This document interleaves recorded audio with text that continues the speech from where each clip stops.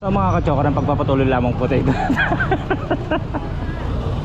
Dahil ngayong araw nga ito, maglilibre po yata ng lunch si Gayle. Dahil sa kanyang unang sweldo. Totoo bang siya maglilibre?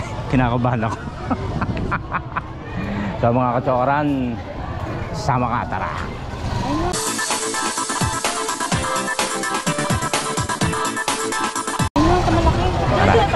Oo. Dito kay kaka. Dito 5 piso lang rito pamasahe.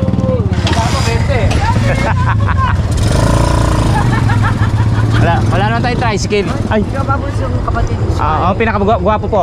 Wala ba Suway yung mabibili? Ay wala, ano ngayon? Sarado, Prinsa. Medyo mo boy. May babiyahe, tapos ngayon biglang may gagawin. Yun, nakagarahe sa amin. Nakagarahe.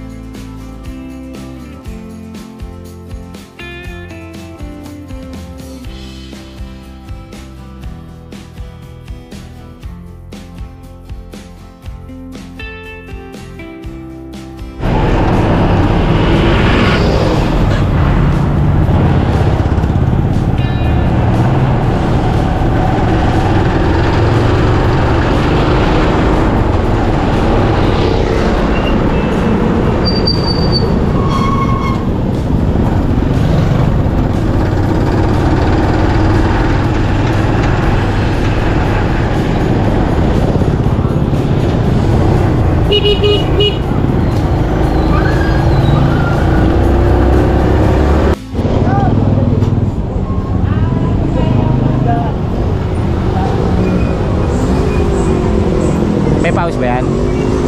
Napalitan mo. Ito pamalit mo. Dito. Yan, punta kami sa... Nagsasalta ako mag-isa. Tara ko sa McDo. Tayo ililibre daw ni Gayle dahil sa kanyang unang sweldo. Ngayon lang kami, nung sumweldo na siya nung isa pang araw.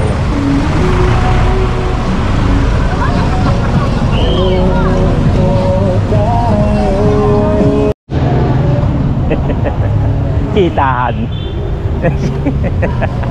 Kami ng McDo. Nung isang araw pa, patulad nga ng sinabi ko, nung isang araw pa sumahod si Gayle. Maliit lang naman. Kaya, dahil ilang araw pa lang siyang nagsisimula. Tapos, maglilibre daw siya. Patas ng kanyang pagtatrabaho. Tikman natin. Yan, sa McDo kami pupunta.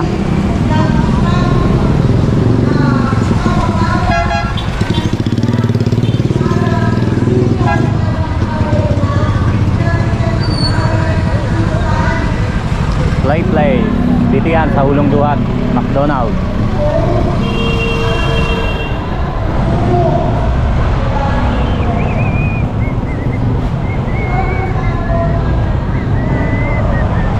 Si ate pumayat. Hindi masyado nakakain kaya painumin namin ng vitamins.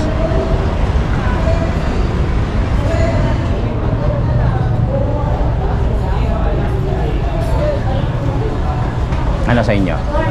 Ano punta tayo pwesto?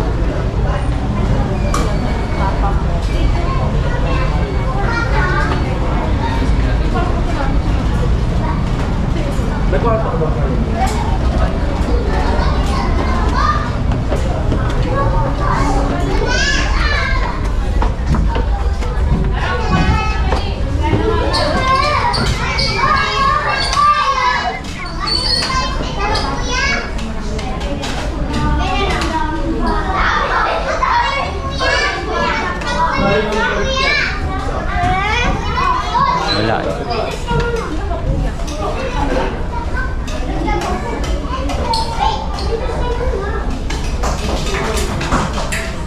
walang pwesto.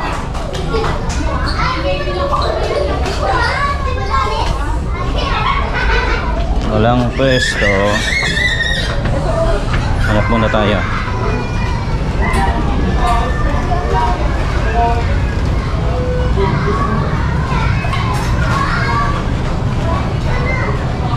Ito kayo. Ano sa inyo? Ako nagtatanong. Upo na kayo.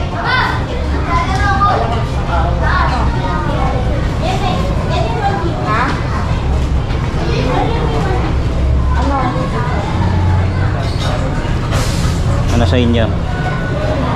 Spaghetti? Chicken? Ha? Oo nga, pinunasan ko na. Ano? Spaghetti? Ano inyo? Dali. Hanggat maglilibre.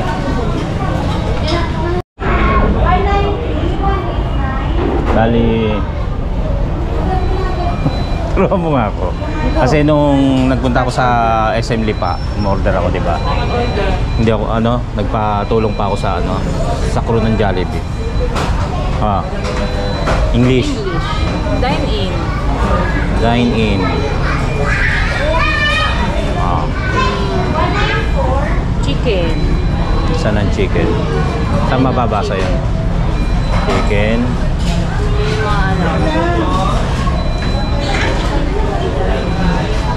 Ano? Nasa ano pa kasi tayo yun?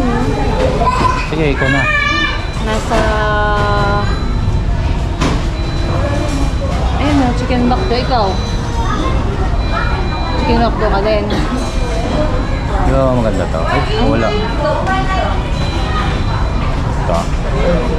Big egg yan eh. Ay, wait, leg. O, ito na lang. Pang ano kasi? Breakfast. Oo, breakfast. Ito, 183, 2 piece ka. Na ito na lang. Eh, si Maddie ganyan din, di ba? No a la carte. A la carte? A la Pag carte. meal ba?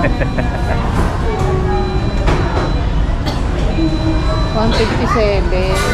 Ay, small. Walang coco.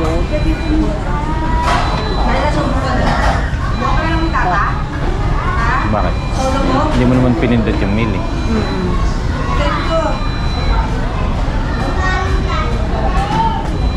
Try natin. Tapos, wait. Ano tawag doon? Ano ba sa kay Riley?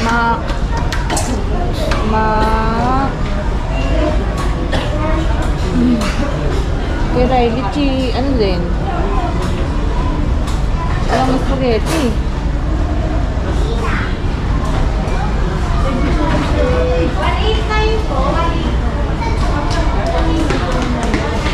Ano yung mix and match? Ano ba yung sa kanila tawag? Yung kolom. Combo. Ayun, mix and match. Mix and match din. Ano yung mix and match dito? Wala kasi yung ano eh.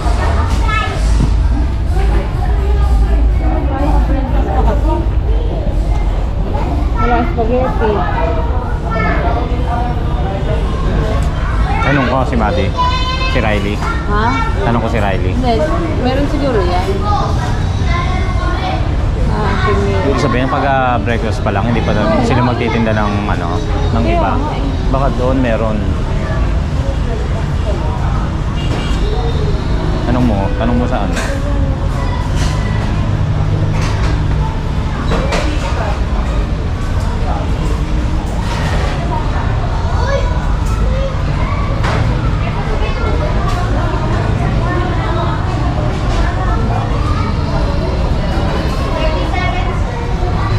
Basta chicken ako. Hindi, Chicken. 2 piece yun. Isa lang.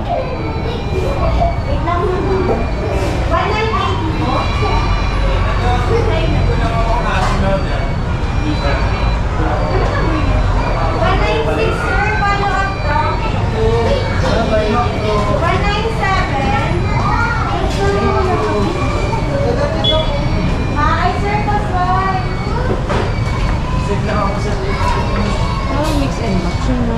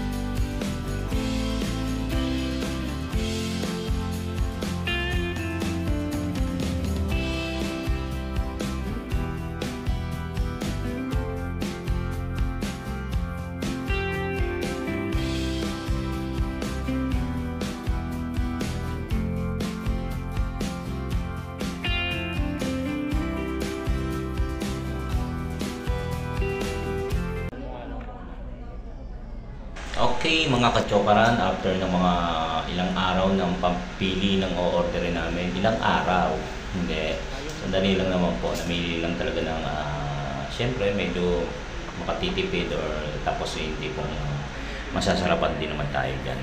Ito, naka-order na po kami ng chicken with rice, fries, tapos Coke float, ayan. Tapos pa, yung order po ni Rainy na spaghetti, iniintay pa rin po dyan. Meron na po siyang chicken and rice, tapos may spaghetti pa siya, diba, salt na salt. So yan, nag-start na tayong kumain po dyan. Medyo may kaliitan po pala talaga ang chicken ng McDo, pero masarap talaga siya, masarap. Tapos yung gravy, pwede kang kumuha, hindi ka napipila, o ba kukuha ka na lang sa counter. So yan, sumisili pa ang bida. Yan.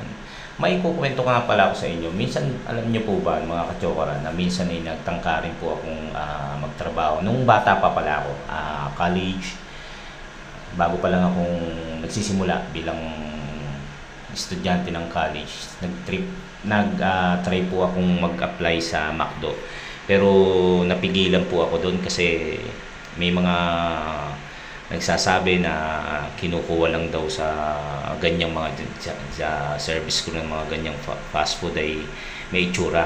Kumbaga may pleasing personality. Noong time na yun, wala akong confident na ako'y may itsura. Yung kumbaga may pogi, cute, ganyan.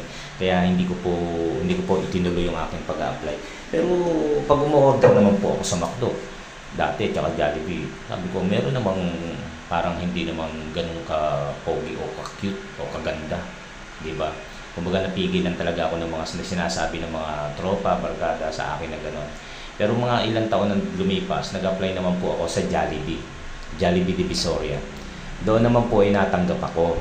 Ang problema, nung time na nag-apply po ako at tinanggap ako, nag-uulan, may bagyo. Nag-aalala po ang aking nanay na baka kung saan ako mapunta kasi alam niya hindi naman ako sanay mag-commute, hindi ako sanay na pumunta kung saan-saan. Kaya lang gusto ko lang talaga magtrabaho. Hindi na siya pumayag. Sabi niya, huwag ka na magtrabaho, kaya naman natin. Kumbaga, huwag ka na magtrabaho, diyan ka na lang, mag-aral ka na lang. So, hindi po ako nagtuloy. Makalipas ang ilang taon din, nag-apply naman po ako sa, ito po wala na po si nanay ko noon. Si tatay ko na lang po ang kasama ko. Nag-apply naman po ako sa Shakey's Pizza. Yan. Doon po ay natanggap din po ako. At malapit lang naman po sa amin. Tsaka kailangan ko na lang pumayo dahil nga po medyo hindi na po sapat yung aming pera. Ganon. Tapos ayun po, doon ko po naranasang mabuli dahil ako'y baguhan lang. Kumbaga kung ano-ano inuutos nila. Parang yun, binubuli ako. Hindi po ako nakatagal doon. Mga 3 months lamang po ako doon. So, makalipas uli ang ilang taon, nag-apply naman po ako sa Texas Chicken. Ito po ay sa SM North. Yan po medyo kaya ko na yung sarili ko. Kapag binuli nila ako, sumasagot ako. Hindi nila ako mautusan ng kung ano-ano lang dahil alam ko hindi yun ang trabaho ko. Pero kapag gusto ko naman po sumunod sa kanila, sinusunod ko naman po yung kanilang utos, pakikisama, tsaka kung maganda naman yung way ng pag-utos mo sa akin, pakikisuyo, walang problema, susundin kita. So doon ako nagtaga sa Texas Chicken, na doon ko naranasan na magkaroon ng kahit pa paano sariling pera. Tapos po yun, pero hindi ko po natapos yung kontrata po, kumbaga malapit na, pero nagtigil din po ako doon dahil may mga dapat akong asikasuhin yata doon sa pag-aaral. So tumigil din po ako doon. So yun, kung ano-ano na po yung napasok kong trabaho sa Smart, sa The Tricycle, sa pagtutubigan yung mineral na nagdi-deliver ng tubig, ayan. So yan, nakwento ko lamang po sa inyo habang kumakain po kami rito sa McDo. Ayan po, kumbaga gusto ko lang i-share sa inyo na minsan ako nagtangka at nangarap na maging service crew ng fast food chain ng McDo at McDonald's, McDo at Jollibee yun. So kain po mga katsokaran.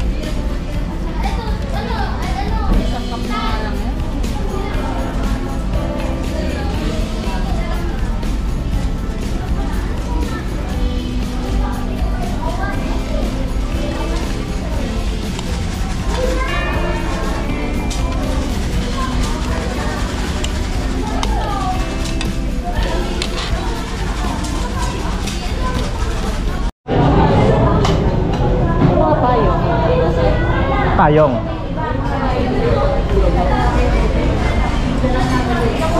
Let's go. Be, payong, be.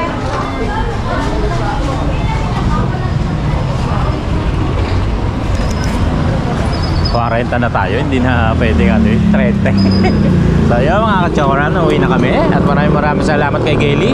Naglibre siya sa halagang 300. Ang kapal mo. Parang nagpaluwal ako. Pero thank you pa rin. At nakatingin tayo ng unang sweldo ni Gaily. Plus lang ang Dapat ano, kada buwan, no? may ano lang akong bibiliin. Bibiliin ako. Hindi, joke lang naman yon. So, may payong bibiliin. Actually yung pera niya, hindi ko pinakikialaman yan. At hindi ko rin tinatanong kung magkano yung ganon. Kahit saan siya, kahit sa anong paraan siya magkapera, kahit nung una pa, hindi ko tinatanong kung magkano, ganon. Pera niya yun eh.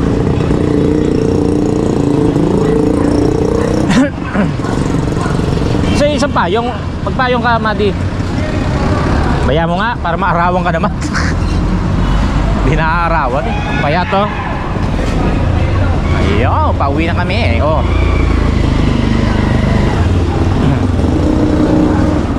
Sabi nga ni Ate Glenn, sa Blue Bay mo ka, no?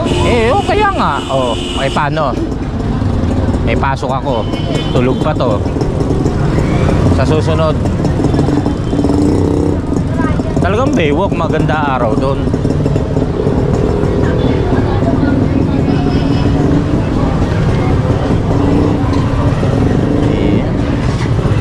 Sakay na tayo ng tricycle. And dito sim. 39 lang po. Oh, tagsaban po.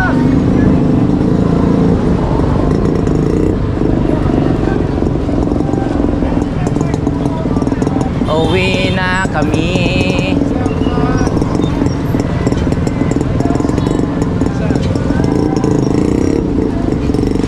Uyaw! Kaya? Kaya ba? Ano sa St. James natin, family day sa ating traffic, Saan? doon sa St. James, St. James. traffic nila.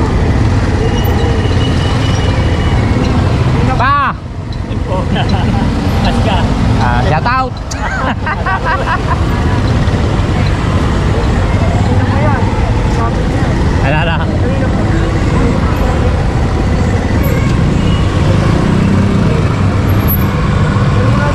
Kasi, Oo. yung sa babae, bata, ganyan, Merong family day.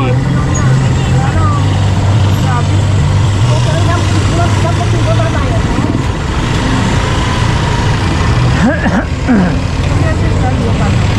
Oo.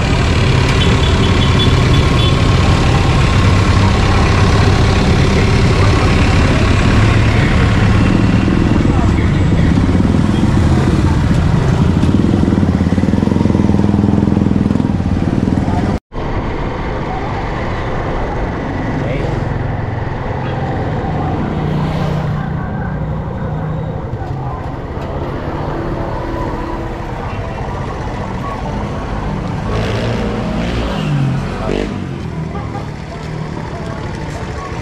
Thank you.